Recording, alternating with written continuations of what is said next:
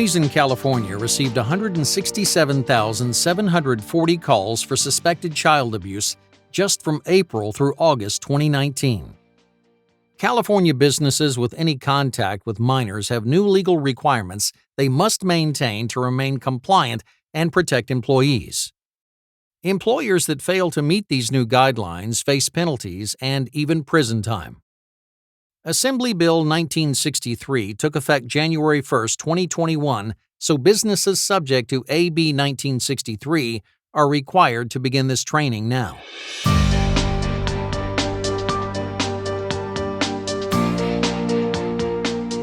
Mandated reporters are people in contact with minors that are legally required to provide a report to law enforcement or a social agency when abuse is observed or suspected.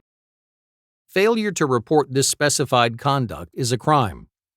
Mandated reporters are legally responsible to report the incident themselves but not required to investigate.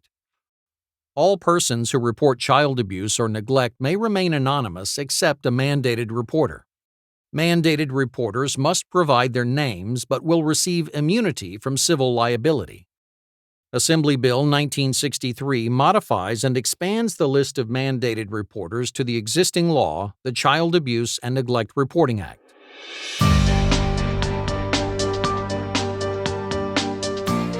The following employers and employees are designated as mandated reporters.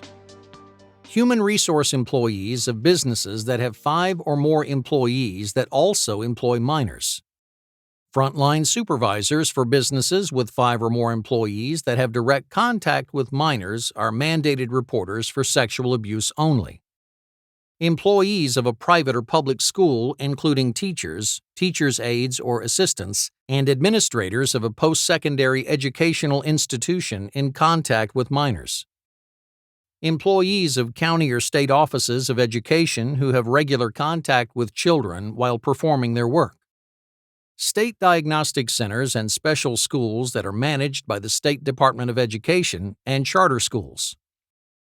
Athletic coaches, administrators, and directors employed by any public or private school for kindergarten through grades 12. Employees in institutions such as a child daycare group home or residential care facility, and administrators and licensees of such organizations. Administrator, presenter, or counselor in a child abuse prevention program. Employees of any police department, county sheriff's department, county probation or welfare department such as security, parole, and probation officers. Firefighters, however, volunteer firefighters are excluded. District attorney examiners or child support company employees, unless working with an attorney assigned to the Welfare and Institutions Code in representing a minor.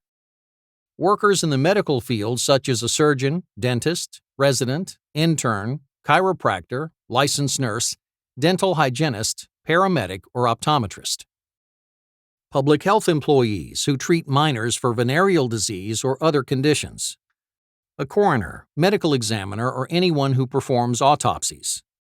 Therapists such as a professional clinical counselor, associate, or trainee, marriage and family therapists, psychiatrists, psychologists, and their assistants. A drug and alcohol counselor. Alcohol or drug abuse is not by itself a basis for reporting child abuse or neglect. A commercial film and photographic print processor, excluding companies that develop for public agencies. Commercial computer technicians involved with implementing procedures to report illegal materials. State social and public assistance workers, autism service providers, and an employee or volunteer of a court-appointed special advocate program. A child visitation monitor of a visit between a child and another person ordered by a court of law. An individual certified by a licensed foster family agency or approved as a resource family. Administrators or employees of a public or private day camp or employees of a youth center organization. An animal control officer or humane society officer. A clergy member or religious practitioner such as a priest, minister, or rabbi. Any custodian of records for a clergy member. Clergy members acquiring knowledge of child abuse during a meeting in confidence or penitential communication has a duty to keep those communications secret.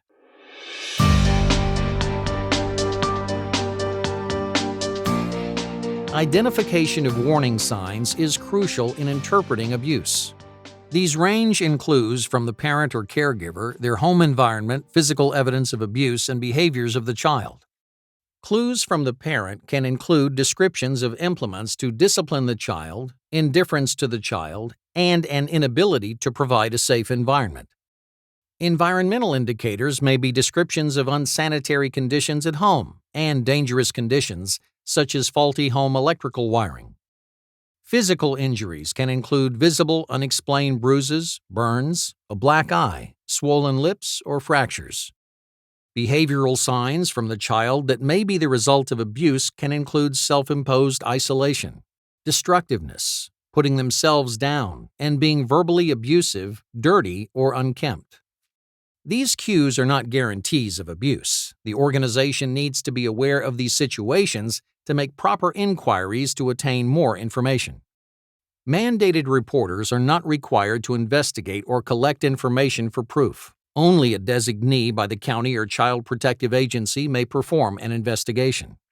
However, mandated reporters may assess the situation by observing nonverbal communication, injuries, and asking questions and listening to potential victims.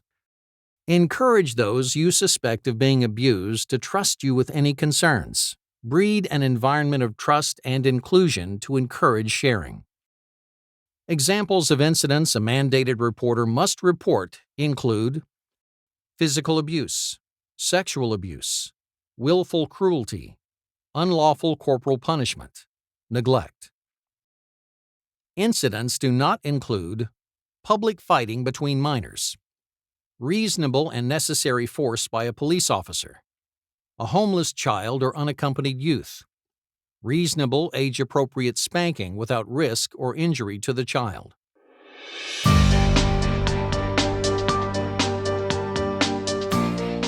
Training must include identifying and reporting child abuse, sexual abuse, and neglect. Train mandated reporters annually if your organization is a public school. Train every 2 years if your organization is a licensed child care provider. Train mandated reporters of a licensed child daycare or licensee applicant during the first 90 days of employment. If you see it, report it immediately by phone. Within 36 hours of receiving the information, submit a written report sent by fax or electronic submission to a welfare department, police department, or a county probation department. Submit these reports on the Department of Justice Form SS-8572, Suspected Child Abuse Report. When more than one person that's required to report child abuse or neglect has knowledge or suspects it has occurred, they can agree on one person to make the report.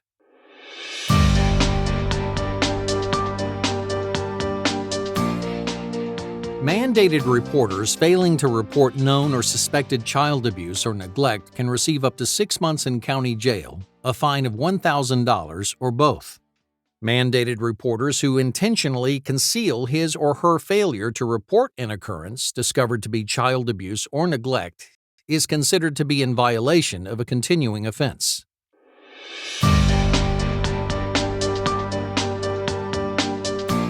No organization wants to be responsible for harm that comes to children.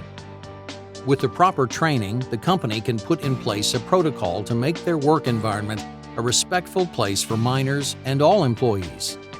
Taking the time to prepare employees about what actions to take not only complies with California law, but also protects the children in our communities.